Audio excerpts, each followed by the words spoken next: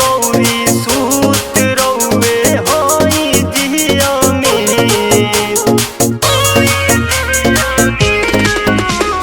रौवे बुद्धिनाथ रौवे होई अवनीश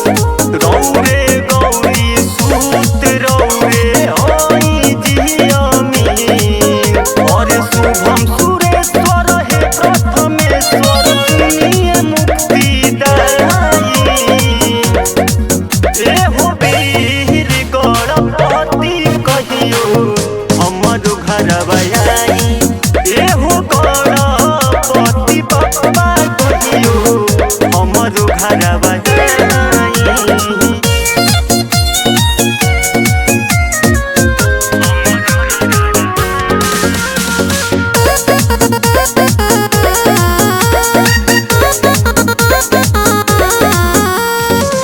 सुन ली रजी